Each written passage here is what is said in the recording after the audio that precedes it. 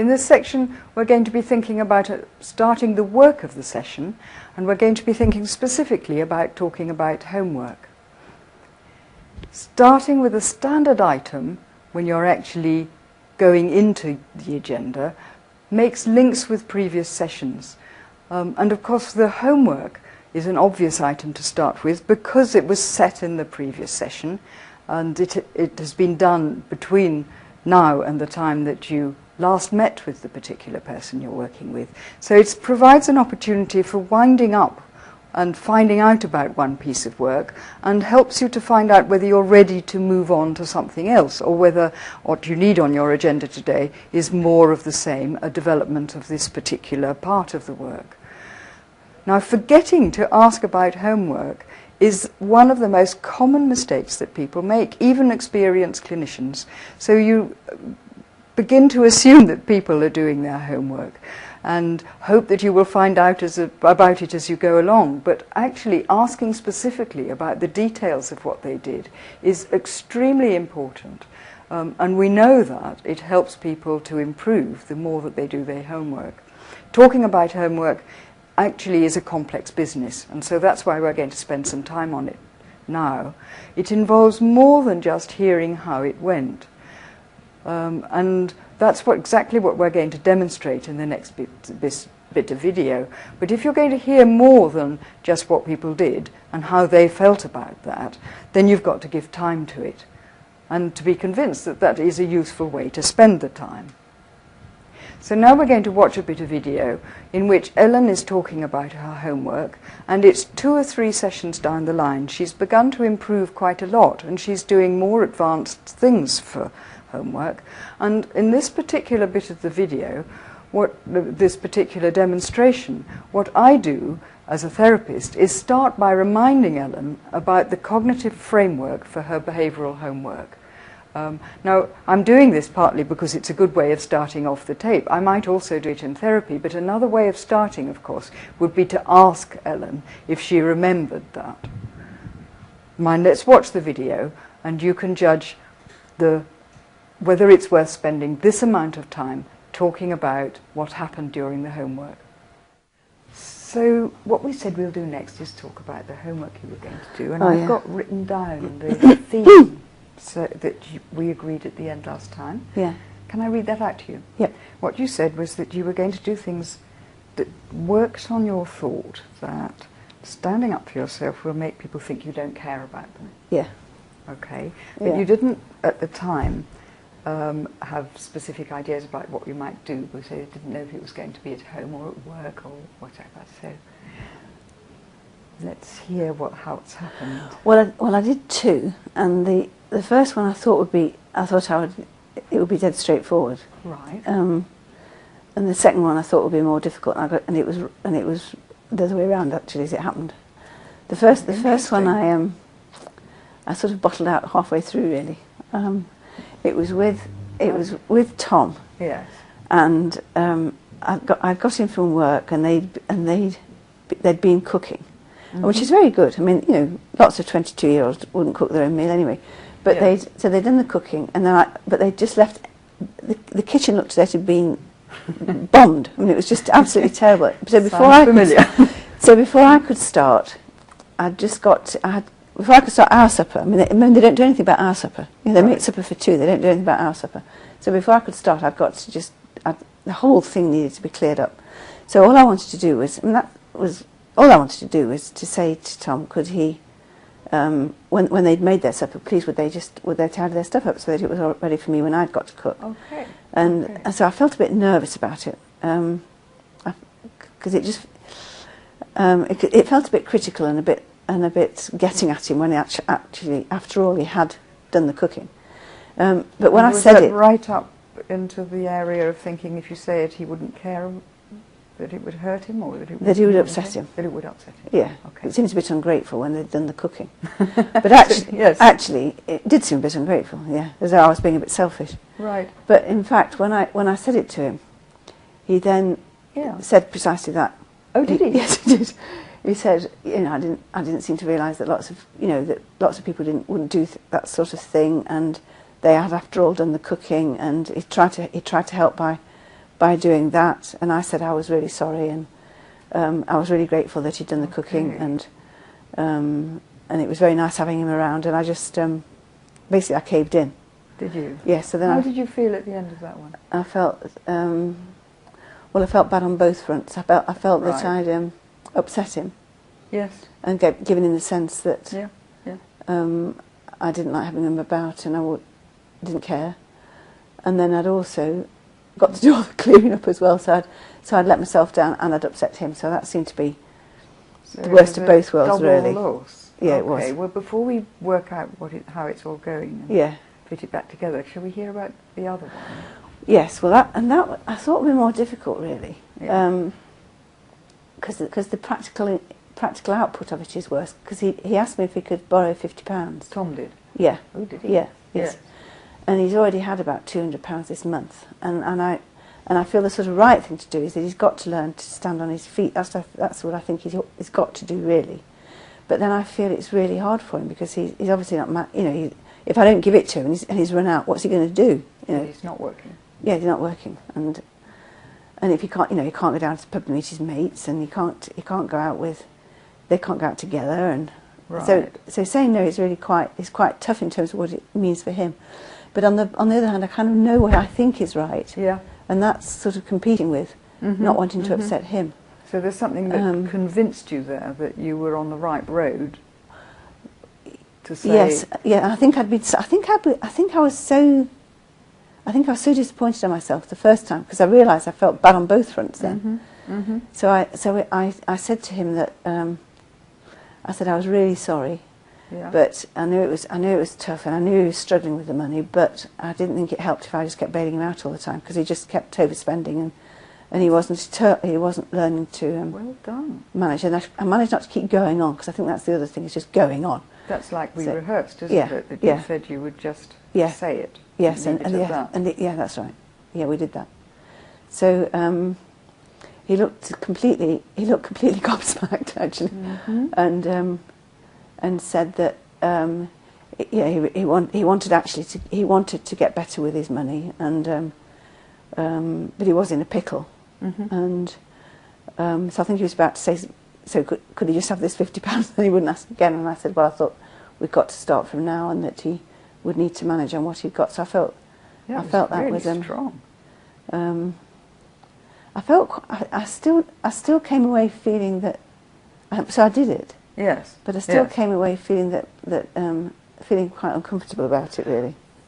So let's think about the implications of it. Let's think about what it means, shall we? Both that you did it and about his reactions. For Yeah. instance, if you started off by thinking if you stand up for yourself, people will think you don't care about them. Yeah, Now, and I did feel that. you did feel that I did feel that. in the kitchen. Did Yes. you feel that with the money? Well, Do I you did think he s- ended up thinking you don't care about him? Well, I felt more that I'd upset him. That I'd. Okay, but is that the same thing? Well, I think the thing that's bad about him feeling that I don't care about him is that it would make him feel bad, and I think that's the thing that I don't like about it, is that in kind of, if you think the important role of being carer and mother is to make them feel that they're it's really trying to protect them from the knocks and bangs of the world, and that's easier when they're 2, and it's more difficult when they're 22. It Really, certainly is, isn't it? Yes. because you do want to still protect Okay. them, protect their feelings. Can you protect them? I mean, it seems to me there was something really important about the second situation, in the sense that you were convinced that what you were doing was right. Well, I do. And if you care about people, is it important to do what you think is right with respect to them? Is that what? Well, I guess it's competing things, because it's thinking that that's right, Yeah. but at the same time, not. At the same time, wanting to make sure that he's not upset. So Can you help somebody, show you care about them, help them to change their ways without upsetting them always? Do you see what I mean? I'm wondering whether sometimes whether sometimes you have to upset them to help them. Or whether when you're putting forward really strong convictions and about the best way to help them, then it's going to come as a bit of a jolt at first. Well, I suppose, yes, in a situation like that, I don't see how you can do both at once. Really, you either got to do the one or you've got to do the other. And I'm not sure what you mean. well, you've either got to stand up for what you think is right, Yes. and will help him in the long term, Yes. or whether you make sure you don't upset him. And I think that's but you always been can't the do problem. both. You can't do both, and I think that's been the problem. Okay. That- So how do you feel about what you did then? Was it the right thing to do? Well, I think it's the right thing, but it doesn't feel very good is the problem, I think, because I still felt that I was Because you upset end him. up feeling... Yeah, I felt it upset him and let him down. How was he the next day? Fine. I don't think it was on his mind at all. He'd probably gone and borrowed it off his dad, actually. I don't know what he'd done. But he seemed absolutely fine. Probably Janice had got me. But if you're right, that, you know, it's your discomfort with changing your ways that's the problem here. Yeah, Let's go back to the kitchen situation. yeah. Because I understand that was difficult. And that was, yeah. I didn't do that well. Would it help with that one to think, what do you think is right there? If you're convinced that, you know, what so to speak, are you convinced about? Well, it doesn't seem right to have. It doesn't seem right for him to discount me, and for me to be treated. As the skivvy and slave who washes up. Yeah. It doesn't. That doesn't seem right. It doesn't Okay. seem right. Partly because that's what he made you then do with Janice. And if you kept that in mind, Yeah.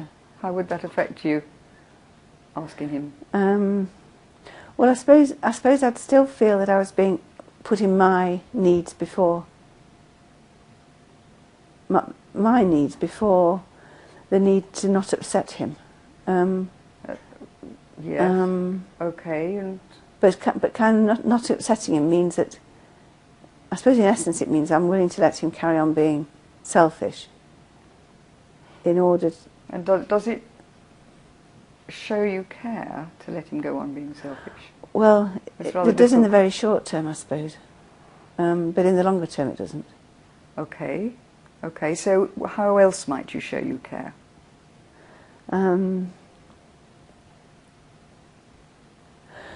Well, I suppose if I explained it, I could explain it to him, but I would worry about it a bit, that then I'd get into a sort of going on at him, sort of a lecture. But I suppose I could. Yeah, I was wondering that too, whether there'd be a time that you could explain it to him, maybe not at the actual time when the mess is in the kitchen, when it's difficult not to go on at him about it. But whether one might just explain why you're asking him to do these things, or handing control over to him in a way, aren't you, as a grown-up person? And explain it to him in terms of what I need, or explain it to him in terms of... Well, there are lots of ways, aren't there? I was thinking actually partly about linking it to showing him that you really care about him, and therefore want him to be able to think about others as well as himself, really. Does that make sense? Yeah, yeah. Because I could see whether that made me feel less at risk of. I mean, I just feel that unpleasant feeling that I'm upsetting him and he's going to feel hurt. Yes, yes. I don't like that feeling, and I can see that would put me off. And that's the one that links right back to your past, doesn't it? The feeling that being hurt is so bad, you can't do it to anybody you love. Yeah. Okay, so it's very understandable. You've got very good reasons for finding that difficult, haven't you? Yeah. But on the other hand, your convictions seem to help you to change that. Yeah. I wonder if there's something here you could follow up for next week. Just thinking quietly for a minute about that. Is there anything you'd like to do to... I could have another go with it. I mean, I could have another go with the kitchen. And And You're still around. And if we think that you're still working on the thought that standing up for yourself will make people think you don't care about them, maybe we ought to phrase that differently. Maybe it's more about asking people to do things shows that you do care. Or ask, is it more like that? Or are there other ways of showing you care? Yeah, that you can ask for what I want. Yeah. And that there are other ways that you can, and then there are other ways that you can show that you care. Okay. So I can still, even if I ask for what I want, I can still show people that I care. And I think you said something really important earlier, which was that when people are upset, it doesn't, if you've upset them, it doesn't mean you don't care. Yeah. So they can be upset and not very badly hurt. Yeah. Because they still know that you care. Yeah. So you might do that again, but you might add in something about letting him know that you care, yeah. or in your yeah. own mind. Yeah. God knows what he'd think about that, but I could try. Yeah. Maybe we need to refine it a bit. We can think about it more at the end if you like. But yeah. It sounds as if you've done some really useful work. And it's really helping to shift this underlying belief. Is that my view? Do you feel that too? Yes, yes. I think it would be. I think that stokes quite a lot of things. Yeah. Yeah. Okay. Well done. So let's think about what one needs to be doing when you're talking about homework. You just watched the demonstration in which we gave it quite a long time, spending quite a lot of time exploring a number of issues relating to Ellen's immediate problem with the things that she was doing, and also with the underlying problems that have been keeping her difficulties going. So that relates to the first point here, that we need to place the homework in a cognitive context. We need to know why they need to know why they're doing the things that they're doing, why they're trying to do something differently, what it would mean if they did. So we need to give it as long as it takes to talk that through, to explore the underlying meanings and the implications and the impact of the changes in behaviour or the failures to change behaviour. So these provide us with ideas about how to draw cognitive and meaningful conclusions, if possible, that link up with the formulation. They provide an opportunity for working on underlying beliefs and assumptions, even if where you started at that particular point was working on a particular thought. So this is where you're actually bringing the different levels of cognition together in the way that you're thinking with the client about the meaning and the impact of the things that they're trying to do differently. And then, of course, if that has gone well, you need to decide what needs following up. If it's gone badly, you need to decide what needs following up. And place those new homework tasks into a cognitive context again, so people know why they're doing something, why they want to try something differently.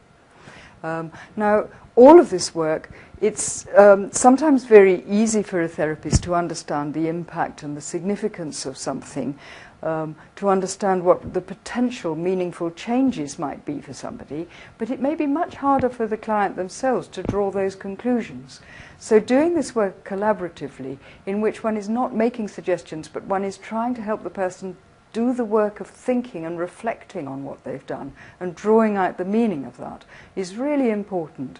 And of course, while you're doing this, what you're doing is handing over various decisions to the client, increasingly as therapy continues. Decisions about whether to continue talking about a particular thing, but also decisions about how to follow up a particular piece of homework. And I hope that you will see that at the end of that bit of demonstration with Ellen, she was quite ready to do some more things, and she was ready also to decide what those things should be. And I had discovered by then that I could trust her to continue to do the work without actually going into the detail of exactly what she was going to be doing each time.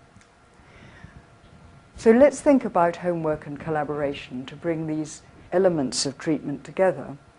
We know from the literature that those people who do homework benefit most from therapy. You may not want to use the language of homework. I think that's a point I should have made earlier. Some people like to talk about assignments or things they do between therapy or projects. It doesn't matter. I'm using the word homework because that's one that's so often used in the literature. But we know that it is absolutely essential for progress. We also know that good collaboration encourages people to do homework. And that is a general psychological point, isn't it? That we know that the more people work with particular ideas, the more likely they are to remember the decisions they make, remember the outcome of the work that they did. So it's going to be more an integral part of their thinking subsequently. Now, there were some examples of collaboration in the video, and I would suggest, if you have time, that you look at it again at some stage to see whether you can see these and maybe see others. One of them was when I reminded Ellen about the thoughts she was testing, but she decided exactly what to do. Another was when we were both of us exploring the implications of what happened. I was actually suggesting something. She wasn't going along with it entirely. She was suggesting something else. So we were working together to explore the meaning. And if you take that sentence by sentence, it may not sound collaborative because I make specific suggestions. But the whole process, I would argue, is the essence of collaboration. We're working together to explore the meaning. And then the last point, deciding how to take the work forward, we did together in a very collaborative way. So here's a summary of what's been focused on in this particular section. So remember to ask about homework, remember to ask early in the session. This is easy to forget, and it's easy also to spend much too little time thinking about homework, just to check out whether somebody did it. So somebody comes back and says, I did that, it went fine, it was wonderful, I want to move on. And one tends as a therapist to get drawn forward by that and to move on together with them. But actually, we need still to explore the meanings. So we need to make sure that that homework is, as I've said here, placed in a cognitive envelope. We need to know what thoughts and beliefs and assumptions are relevant to the doing the work and what the implications are of what actually happened. So don't just ask about the facts. Think about the meaning of what happened as well, in detail, and do that together. Use reflections on the work done so far to set new homework, if possible. And that's a very useful point for therapists who find that sometimes you get to the end of a session and then you think, oh, for goodness sake, we've got nothing fixed for homework, what shall we do? And in a few seconds at the end, try to plan something. Now, if homework is, on the other hand, talked about early in the session, the next step can flow naturally out of the discussion that you've had at that stage, and that releases one's attention for more productive work later on. And having done that, one can move on to new topics, the main items for the agenda. Now, I think we spent about 15 minutes, a bit less than 15 minutes, talking about homework in that particular example, and that would still leave you a good chunk of time in a 50-minute session for moving on to new material. So, to wind up the whole of this teaching session, I'm just going to bring together some of the general principles that lie behind it.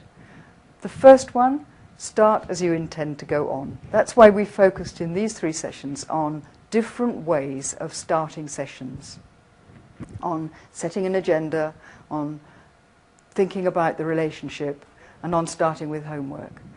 We need to work in a clear and an organized way, so that's why we need the agenda. And we need to help people learn to take a clear and organized approach to their problems. And the cognitive model can help them to decide which things to tackle in which order. So pay attention to the relationship all the time. It interferes with that work if you don't. And then make the most of those homework assignments that people do. Making good use throughout of the style of cognitive therapy makes the work easier to do, more fun to do, more interesting for the patient. It's a more interactive process generally. So hence the emphasis on explicitness, on being very open about one's understanding of what's going on and open about one's reflections about the process of therapy. It makes the work collaborative, so that one can actually spend a lot of time trying to engage the energies of the person you're working with, get them curious about what might happen if they start changing their behaviors and their thoughts in different ways. And then, of course, not forgetting that we need to keep in touch with each other, the client and the therapist, all the time. We need to give each other feedback, what was useful, what was not useful, what felt comfortable, what did not feel comfortable. And if we model giving feedback and getting feedback in a genuine and honest way, it's easier for our patients to do that too. So those are the general principles that lie behind these three sections of teaching.